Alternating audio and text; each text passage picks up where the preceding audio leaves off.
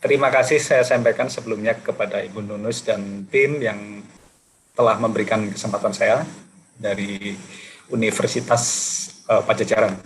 Uh, Fakultas MIPA ya Bu, kalau Iya, ini ya. Fakultas MIPA, Biologi. Prodi Biologi. Baik, baik. Sebelumnya perkenalkan saya Ucu Yanuardi seperti yang telah dikenalkan oleh Ibu Nunus tadi. Saya dari Pusat Riset Oceanografi Badan Riset dan Inovasi Nasional. Mungkin sebagian kita masih asing dengan nama ini, Badan Riset Oceanografi dan Riset dan Inovasi Nasional. Mungkin sebagian dari kita lebih familiar dengan nama LIPI, atau mungkin justru sebaliknya, belum pernah mendengar nama LIPI, tapi justru familiar dengan nama BRIN karena memang beberapa waktu yang lalu memang dicanangkan oleh Presiden, dimunculkanlah lembaga ini yang menghimpun beberapa lembaga di Indonesia, lembaga riset terutama. Nah, saya juga terafiliasi dengan salah satu organisasi profesi yang mengkhususkan pada kegiatan-kegiatannya berkaitan dengan moluska, baik itu dengan penelitiannya maupun dengan koleksinya maupun dengan hobi-hobi dan hal-hal, semua hal yang terkait dengan moluska. Ada namanya Masyarakat Moluska Indonesia atau Indonesian Malacological Society. Ini sebenarnya sudah lama terbentuk di Indonesia, cuma karena satu dan banyak hal akhirnya organisasinya relatif vakum gitu. Jadi mulai awal tahun ini dimunculkan kembali oleh inisiatif beberapa anggota dan pengurus, termasuk dari salah satunya dari Unpad juga ada, dari Ahmad Jaya, kemudian dari Hasanuddin Samratulangi, termasuk dari kami yang di Pusat Riset Oceanografi maupun Pusat Riset Biologi yang di bawah BRIN gitu. Nah, kemudian untuk siang ini saya ingin sedikit sharing atau berbagi tentang apa yang sedikit yang telah saya lakukan atau saya pelajari ketika saya bekerja di LIPI selama belum lama sih sebenarnya, baru masuk ke tahun ke-14 ini. Jadi masih relatif baru bagi saya dibandingkan dengan yang beberapa tokoh-tokoh yang di bidang moluska di Indonesia yang sudah expert. Kemungkinan ada yang sudah tahu, di Atmajaya juga ada Ibu Felicia, kemudian kalau di IPB ada nama Pak Ferdinand, barangkali adik-adik sudah cukup familiar dengan nama-nama beliau. Gitu.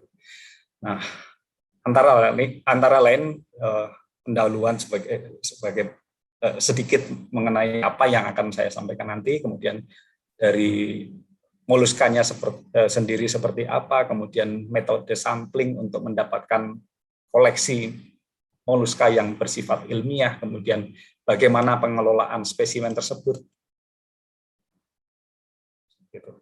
Nah, sebagai pendahuluan, mungkin saya akan cerita sedikit kenapa akhirnya saya memfokuskan diri dalam tanda kutip untuk ke moluska. Walaupun sebenarnya memang bukan khusus ke moluska, tapi kepakaran saya kalau di LIPI sebelumnya, sebelum berganti nama menjadi BRIN, kami punya namanya kepakaran. Jadi kepakaran setiap peneliti yang ada di lembaga kami harus punya kepakaran atau bidang kajian yang khusus gitu.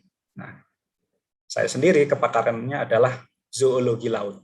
Jadi hal-hal yang berkaitan dengan hewan khusus yang ada di laut.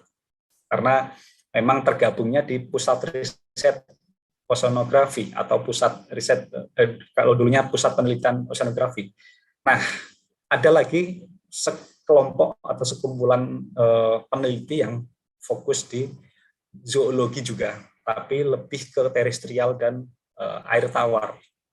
Itu mereka lebih spesifik ke situ. Jadi berkumpulnya bukan di pusat penelitian oceanografi, tapi pusat penelitian biologi. Jadi ada sedikit pengkotak-kontakan itu karena memang harus diakui kalau satu peneliti harus mengkaji seluruh biota, katakanlah dari sisi moluska saja, kalau harus semuanya itu sangat berat karena moluska itu bisa hidup dimanapun, dari laut yang paling dalam, dari palung yang paling dalam, katakanlah di Palung Mariana, palung terdalam di dunia, sampai puncak gunung tertinggi di dunia, itu masih memungkinkan untuk ditemukan moluska. Nah, coba kita bayangkan seandainya seorang peneliti moluska harus mengkaji dari ruang atau relung yang begitu lebarnya, sangat tidak mungkin. Makanya harus dispesifikkan lebih khusus.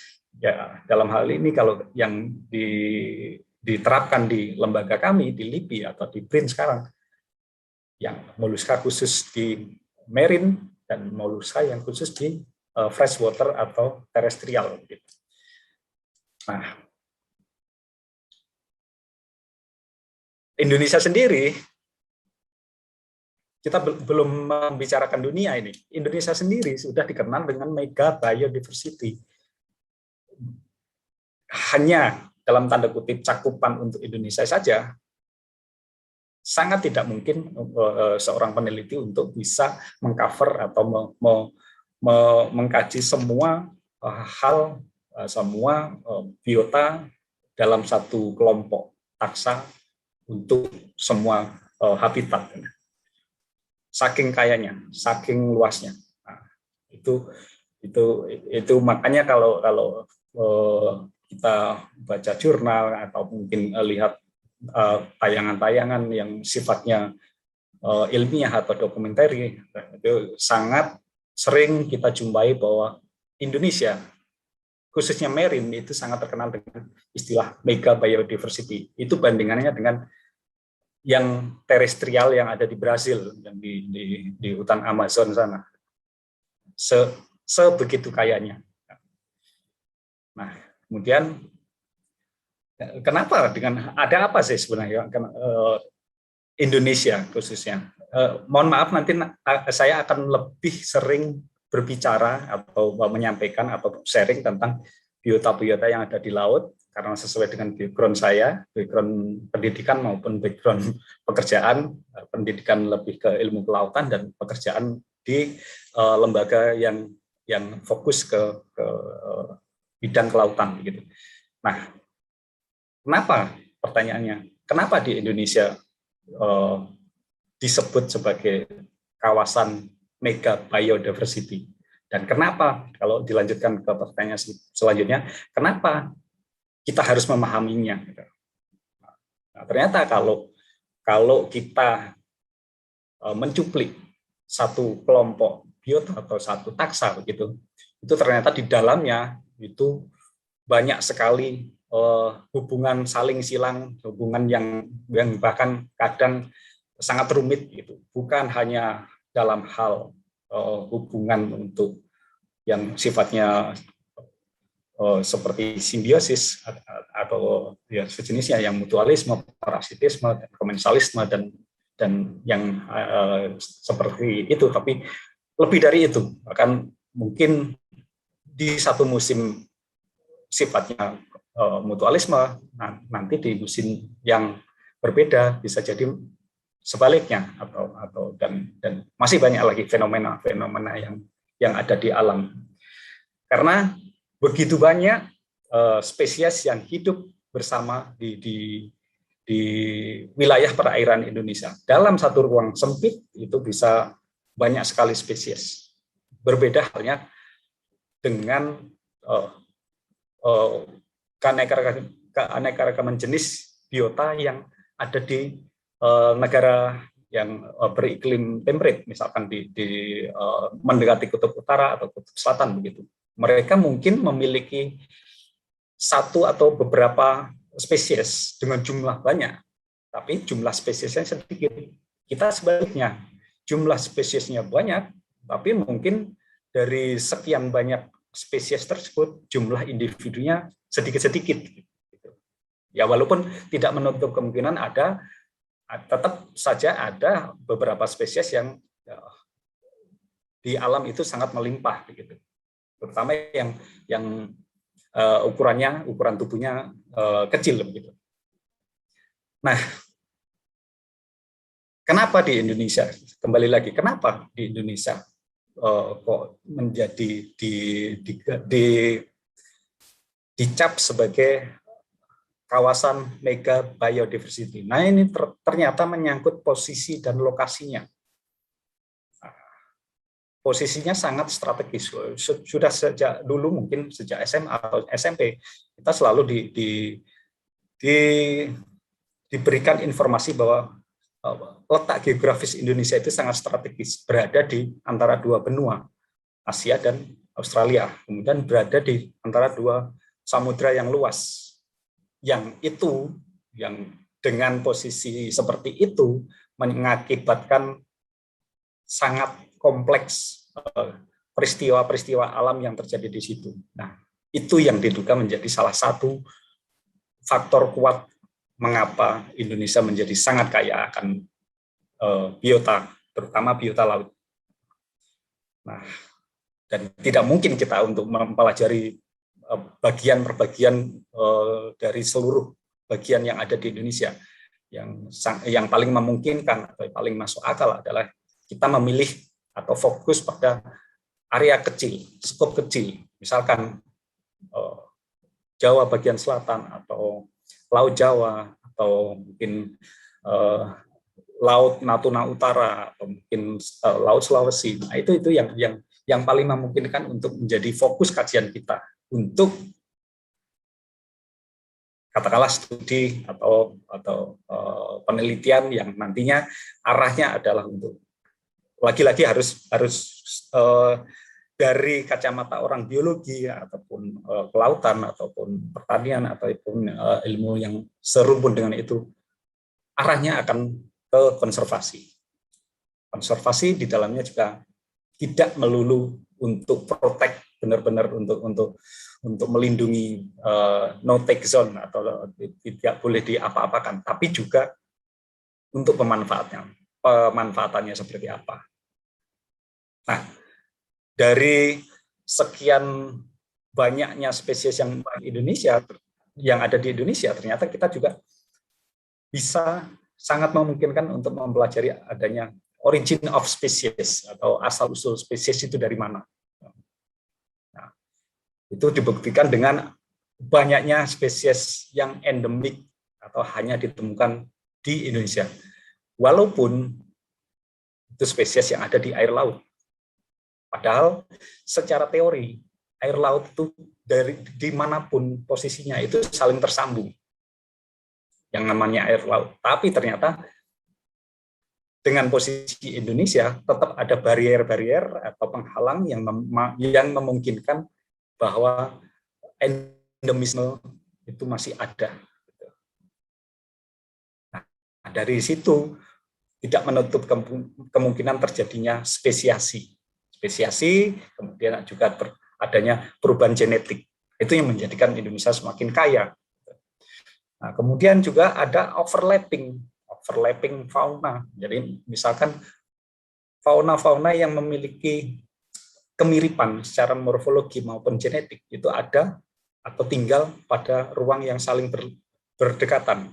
Atau sebaliknya, bahwa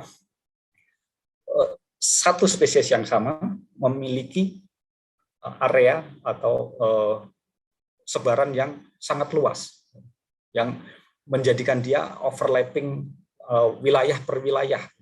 Katakanlah seperti ini. Secara teori, spesies A itu hanya ada di wilayah A, gitu. Tapi ternyata dia karena satu dan lain hal, dia ternyata bisa menyebar atau terdistribute ke lokasi lain, gitu. Nah, itu terjadi di hampir seluruh wilayah Indonesia. Nah, juga adanya pengelompokan Katakanlah spesies-spesies yang memiliki spesifikasi atau ciri-ciri khusus yang spesifik itu hanya ada di satu wilayah, bukan cuma satu spesies, tapi mungkin cuma kelompok spesies. Nah, kenapa tidak ada di lokasi lain, misalkan seperti itu? Itu menjadi lebih menarik lagi. Kenapa di Indonesia sangat kompleks. Kemudian akhirnya dikaitkan dengan survivalnya, tingkat atau daya adaptasinya dia pada lingkungannya. Nah, perubahan di wilayah tropis itu kan sangat besar sebenarnya, dan perubahannya tidak selambat yang ada di wilayah beriklim atau bermusim 4. Justru kita mungkin bisa perubahannya harian. Kalau mereka mungkin kan per triwulan atau per caturwulan begitu. Tapi kita bisa per harian atau per mingguan atau per bulanan begitu. Itu begitu cepatnya. Nah, itu yang menjadikan daya adaptasi yang ada di wilayah Indonesia itu sangat tinggi begitu. Nah, buktinya apa sih sebenarnya? Apa yang penelitian mana saja yang bisa membuktikan bahwa Indonesia itu sebagai hotspot dunia kalau dari sisi marine begitu. Ini salah satu penelitian yang cukup lama sebenarnya. Serangkaian penelitian yang dilakukan oleh Bridge dari 87 sampai 99, kemudian dari Allen tahun 2002, kemudian ada Pukul Bikit tahun 2004, yang semuanya memiliki kesepakatan yang relatif sama, yaitu memposisikan Indonesia sebagai pusat keanekaragaman hayati dunia dari sisi marine. Dan semua polanya sama, membentuk sebuah mirip sebuah segitiga. Makanya Indonesia dikenal sebagai dan beberapa negara di sekitarnya dikenal sebagai kawasan Coral Triangle, termasuk Malaysia bagian barat, kemudian Filipina, kemudian Brunei, dan beberapa negara di Pasifik, kemudian di Australia yang bagian utara. Bukti lain apa? Nah, ini ada penelitian dari beberapa spesies yang dipakai sebagai objek menunjukkan bahwa polanya mirip sama. Jadi perairan Indonesia, terutama yang di bagian timur, yang ini sisi gelap ini menunjukkan semakin tinggi jumlah spesiesnya atau makin diversity-nya makin tinggi. Ini bukan hanya dari satu spesies, tapi dari keong-keongan, kemudian dari terumbu karang dan ikan. Bukti lainnya apa? Ini khusus di salah satu famili di moluska di gastropoda, famili Cypridae atau Cauris kalau dalam bahasa Inggris. Nah, ini menunjukkan pola juga similar atau mirip gitu ya. Jadi Indonesia bagian timur terutama itu menjadi salah satu wilayah hotspot keanekaragaman hayati dunia. Nah, mungkin ada sedikit perbedaan kalau kita melihat secara mentah di dalam gambar ini. Oh, ternyata bukan di Indonesia, Pak. Ternyata di Filipina. Oh, betul, karena memang di Filipina eksplorasinya sangat maju, jauh di depan kita mengenai eksplorasi moluska. Mereka cara tangkapnya, cara koleksinya itu sudah beberapa step di depan kita. Nah, kita mungkin karena kita sudah terlena dengan Indonesia kaya kok, tidak perlu jauh-jauh untuk mencari moluska, seperti itu. Di pantai yang tidak terlalu jauh dari daratan, yang masih dangkal-dangkal, masih bisa dijangkau dengan alat yang sederhana, kita sudah bisa mendapatkan moluska. Tapi mereka mungkin pola pikirnya lain. Ya, mereka ingin yang berbeda atau ingin yang lebih menjanjikan atau lebih memiliki nilai jual yang lebih tinggi, sehingga mereka mengembangkan teknik sampling atau teknik penangkapan atau teknik koleksi untuk moluska sampai ke deep sea. Bukan hanya untuk tujuan penelitian, tapi sudah ke komersil. Makanya dari hasil identifikasinya mereka sekian spesies lebih banyak jumlahnya daripada yang sudah terekam atau terikot yang dari perairan Indonesia. Itu yang menjadikan gambar ini sedikit berbeda dengan gambar-gambar sebelumnya, yang di mana ditunjukkan di gambar ini di Filipina justru lebih tinggi keanekaragaman jenis moluskanya daripada di Indonesia. Nah, ini termasuk salah satu faktor yang mengapa Indonesia menjadi kompleks, menjadi menarik, menjadi rumit dalam hal biodiversitas. Ini karena memang alamnya seperti itu. Jadi adanya arus lintas Indonesia namanya, atau Arlindo, atau kalau dalam bahasa Inggris conveyor belt, itu melalui perairan atau melalui pulau-pulau yang ada di Indonesia. Jadi mata air yang dari Pasifik kemudian selalu bergerak menuju ke Indonesia melalui sisi utara Sulawesi atau sisi utara Kepala Burung Papua, sisi utara Maluku Utara, kemudian bergerak menuju ke Samudra Hindia melalui 3 pintu utama, yaitu Selat Lombok, Selat Timur, dan Selat Ombai di bagian di NTT. Itu pintu-pintu utama arus lintas Indonesia menuju ke Samudra Hindia dari Samudra Pasifik, di mana massa air yang bergerak itu membawa material-material yang cukup banyak dari perairan Pasifik, kemudian sebagian nyangkut di pulau-pulau di kawasan Indonesia, dan sebagian lagi diteruskan ke Samudra Hindia. Nah, material-material tersebut salah satu komposisinya adalah larva. Larva itu pergerakan larva itu sangat berperan penting dalam persebaran suatu spesies. Nah, dalam rangka pergerakan mengikuti arus atau massa air tersebut, sebagian dari larva-larva tersebut nyangkut di habitat-habitat laut dangkal terutama yang ada di Indonesia, di sepanjang pesisir pulau-pulau di Indonesia. Itu yang menjadikan salah satu faktor utama yang menjadikan Indonesia menjadi sangat kaya akan biodiversitas. Nah, kita persempit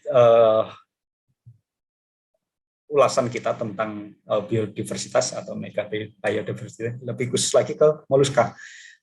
Nah, ternyata kalau kita berbicara moluska sendiri, itu ranahnya sebenarnya sudah cukup luas, cukup kompleks begitu. Jadi kalau dari terminologi, moluska itu berasal dari kata molluscus atau dari kata molus, itu yang berasal dari bahasa Latin, artinya soft atau lunak. Ya, makanya kalau diterjemahkan secara harfiah ke dalam bahasa Indonesia, moluska ya kelompok hewan yang memiliki tubuh lunak. Gitu. Tapi mungkin ada pembatasan yang membedakan dengan kelompok biota lain. Nah, ilmu yang mempelajari tentang moluska ada namanya, khusus untuk mempelajari moluska itu ada namanya malakologi, yang menyangkut bukan hanya badannya aja yang soft body-nya aja, tapi juga termasuk cangkangnya atau selnya. Nah, ilmu lain yang khusus mempelajari tentang cangkangnya disebut sebagai onkologi. Itu ada terminologi untuk bidang kajian ilmu di bawah rumpun zoologi. Nah, moluska itu dikenal sebagai the second largest animal phylum setelah arthropoda. setelah kelompok serangga. Serangga itu kan jutaan mungkin spesiesnya. Nah, sedangkan kalau moluska sendiri sampai saat ini sudah diperkirakan lebih dari 200.000 spesies yang masih hidup.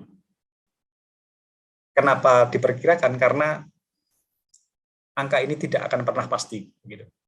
Karena setiap hari selalu saja ada spesies baru, dan setiap hari kemungkinan besar juga selalu ada yang punah atau hilang dari perairan Indonesia maupun dunia. Ini 200.000 ini dunia. Nah, kemudian juga dari fosilnya atau dari bukti-bukti sisa-sisa cangkang yang telah menjadi fosil itu lebih dari 70.000 hingga saat ini. Itu yang jenis-jenis moluska yang menghasilkan cangkang yang akhirnya menjadi fosil. Padahal moluska tidak sedikit yang tidak memiliki cangkang, hanya soft body-nya saja. Gitu. Nah, ya, bisa dibayangkan, mungkin sebenarnya yang sudah punah lebih dari 100.000 juga, atau bahkan lebih banyak daripada yang masih hidup saat ini. Gitu.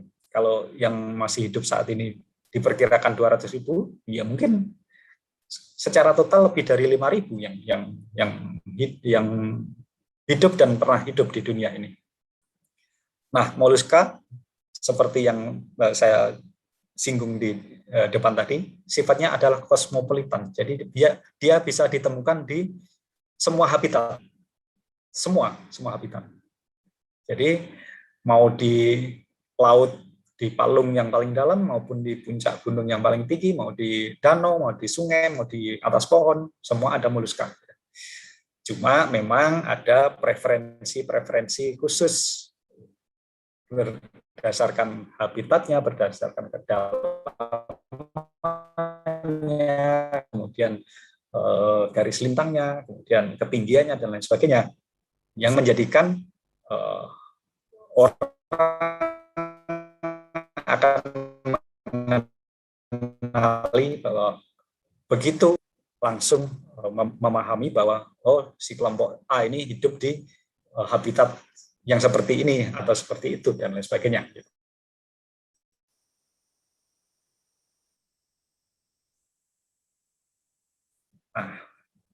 Nah, moluska juga dikenal memiliki sifat sebagai epifauna, kemudian infauna, juga trifauna.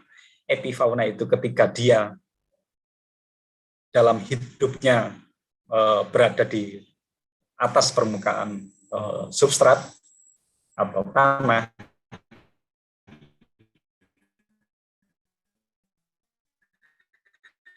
Kemudian kalau infauna hidupnya berada di dalam substrat, mungkin menenggelamkan diri dan lain sebagainya.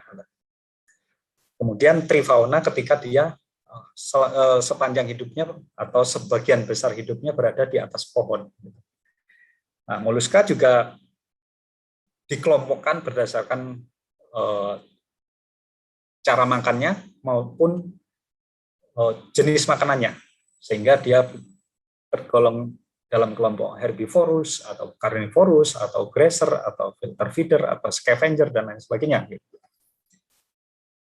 Nah, secara sistematika dikenal sebanyak 7 kelas dari filum moluska.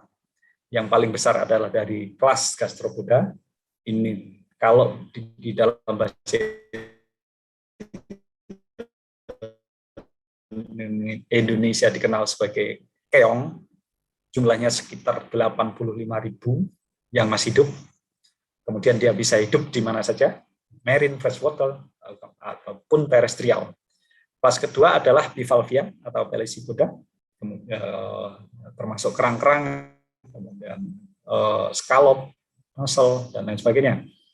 Bisa hidup juga di marine maupun freshwater. Dia tidak ditemukan hidup di pohon karena dia tidak bisa memanjat.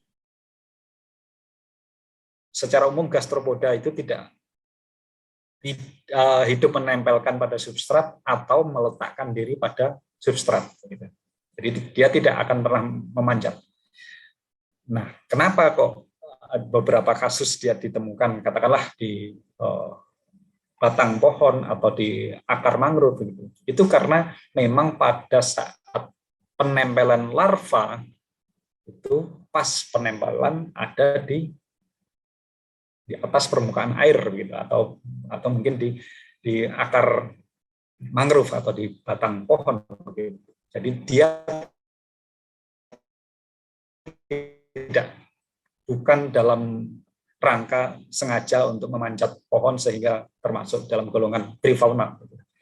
Kemudian kelas selanjutnya adalah cephalopoda, termasuk cumi-cumi, gurita, sontong, nautilus.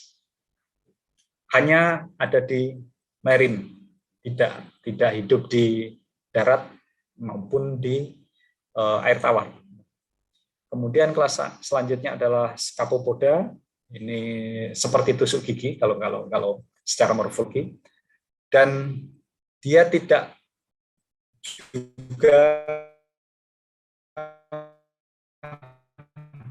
sebagai terestrial, dan umumnya hidup di laut dalam atau non intertidal. Kemudian untuk kelas selanjutnya ada Polyplacopora, ada Monoplacopora, dan Aplacopora. Ini kelas-kelas yang dibedakan berdasarkan lempeng-lempeng cangkang yang berada di bagian dorsal dari tubuhnya. Tidak banyak, dan rata-rata terutama yang Monoplacopora dan Aplacopora itu dipsi juga. Tetapi kalau Polyplacopora sebagian ada yang di intertidal gitu. Nah,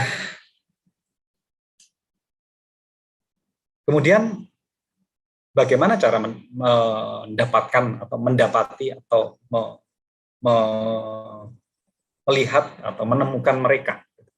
Nah, tentunya ada beberapa teknik yang bisa digunakan. Yang paling mudah ya tentu saja non-probability sampling ya, dan yang paling mudah lagi ya sudah accidental, jadi tak sengaja gitu. Jadi dimanapun kita, sedang apapun kita, ketika kita sedang tidak sengaja menemukan moluska, nah itu sudah bisa menjadi satu teknik sampling sendiri. Bolehkah seperti itu secara ilmiah? Boleh, tidak ada yang melarang. Apalagi kalau untuk tujuan-tujuan studi sistematika katakanlah seperti itu sah-sah saja, karena kita tidak memerlukan data kuantitatif. Yang kita perlukan adalah data kualitatif. Nah, sehingga di sini berbagai macam teknik sampling atau teknik untuk mendapatkan koleksi spesimen atau spesimen koleksi, itu caranya banyak sekali, bermacam-macam sekali. Bahkan mungkin setiap metode itu ada turunan-turunannya atau modifikasinya, tergantung apa tujuan dari sampling kita. Apakah untuk menilai sesuatu atau hanya untuk sebatas mengkoleksi. Mungkin nanti bisa perdalam masing-masing bagaimana sih teknik ini, teknik itu, atau prinsip ini, prinsip itu. Sekali lagi, tergantung dari tujuannya apa ketika kita menerapkan sebuah metode sampling. Nah, ini beberapa gambar. Saya akan banyak bermain gambar untuk memperlihatkan contoh-contoh metode sampling yang pernah kami lakukan untuk mendapatkan koleksi spesimen, termasuk di dalamnya moluska. Karena di sini tentu saja bukan hanya untuk sampling moluska, tapi juga kolaborasi dengan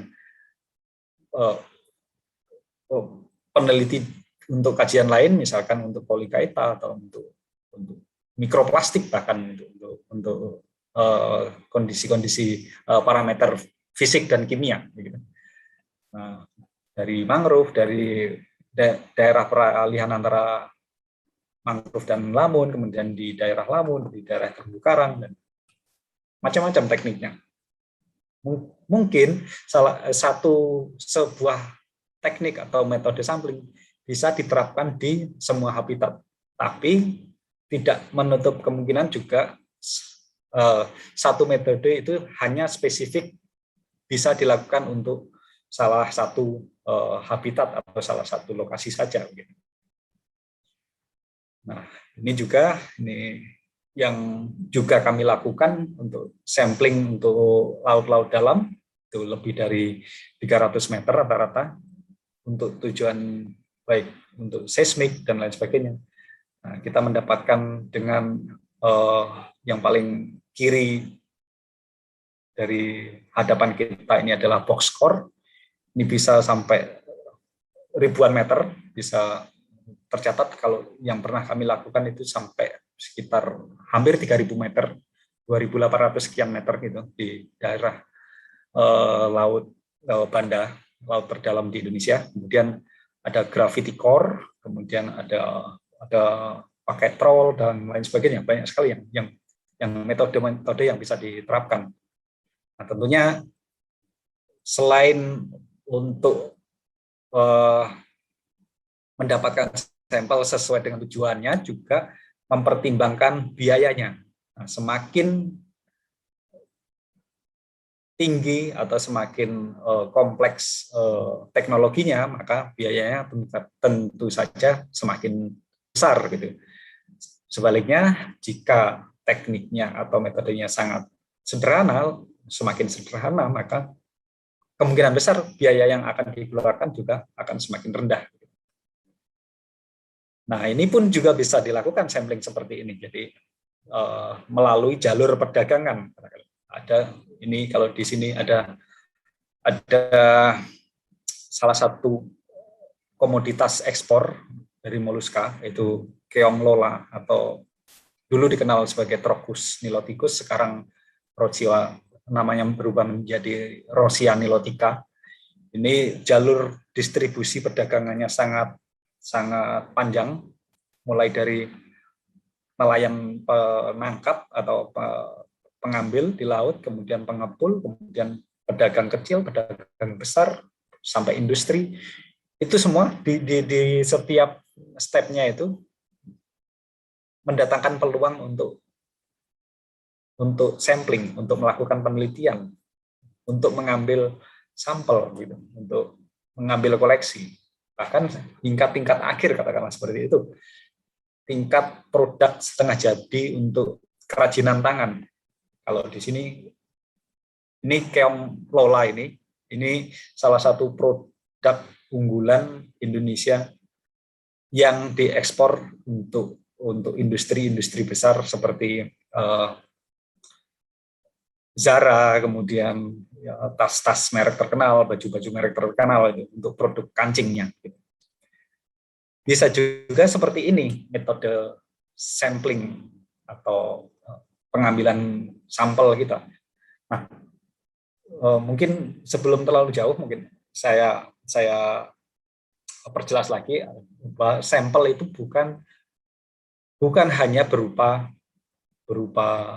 barang yang nyata, katakanlah bentuknya moluska atau bentuknya ikan, atau bisa juga sampling data.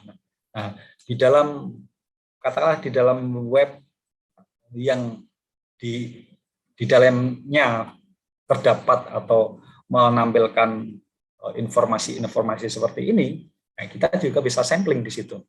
Nah, ya tentu saja tergantung tujuan apa kita melakukan kajian tersebut. Gitu. Kalau tujuannya untuk melihat spesimen, ya tentu saja tidak bisa. Ini samplingnya sampling data, bukan sampling biota. Gitu. Nah,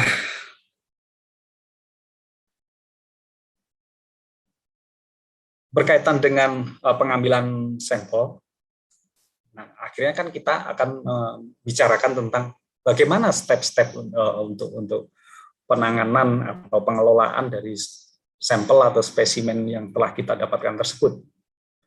Nah, mulai dari tahapan setelah sampling di lapangan, nah, tentu saja kita harus mempersiapkan atau menyiapkan atau setidaknya membuat sampel tersebut tidak rusak. Gitu. Istilahnya adalah preparasi sampel. Bagaimana pengawetannya, bagaimana penyimpanannya sebelum untuk penyimpanan jangka panjang tentunya. Ini maksudnya di sini adalah penyimpanan sebelum dilakukan studi lebih lanjut. Nah, termasuk bagaimana sortirnya. Begitu. Nah, kemudian setelah itu baru dilakukan pengamatan terhadap koleksi spesimen yang telah kita dapatkan. Tergantung dari tujuan kita, mau hanya sebatas untuk mencatat deskripsinya atau mendokumentasikannya, atau kemudian melakukan pengamatan lebih detail terhadap sampel kita atau seperti apa. Pun demikian dengan perangkat atau alat yang kita gunakan untuk katakanlah melakukan pengamatan atau melakukan pendokumentasian. Mungkin di satu pihak atau seorang peneliti hanya butuh deskripsinya yang didukung oleh gambar yang apa adanya pun jadi. Ya, katakanlah seperti itu, ya cukup dengan dokumentasi dengan kamera biasa. Atau kalau ingin lebih detail, ya dengan bantuan mungkin mikroskop yang dilengkapi dengan kamera. Atau kalau jauh lebih detail lagi, menggunakan SEM atau scanning elektron mikroskop.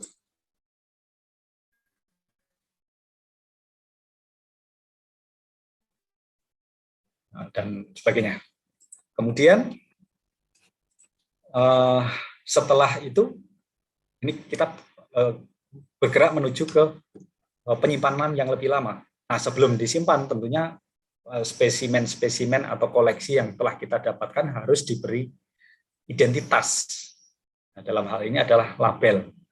Nah, label mungkin sudah banyak publikasi atau tulisan-tulisan yang mengulas tentang syarat penggunaan label, jenis kertasnya seperti apa, dan informasi apa saja yang harus ada di dalam label tersebut, dan sebagainya. Nah, setelah itu baru dimasukkan ke dalam buku katalog, atau istilahnya adalah cataloging. Yang paling aman adalah menggunakan buku atau cataloging secara manual. Nah, kemudian tentu saja di backup dengan katalog secara digital. Nah, dari situ nanti akan terbentuk sebuah database dari awalnya cuma satu spesimen, kemudian makin hari makin bertambah, dan itu yang kami lakukan di pusat riset oceanografi maupun pusat riset biologi. Itu seperti itu tahapannya sampai ke menjadi sebuah database. Nah, ini kemudian setelah diawetkan, diberi identitas atau label, kemudian disimpan dengan cara-cara tertentu sesuai dengan spesies atau sesuai dengan kondisi spesimennya. Bisa sebagai spesimen atau awetan basah di dalam larutan alkohol maupun sebagai awetan kering.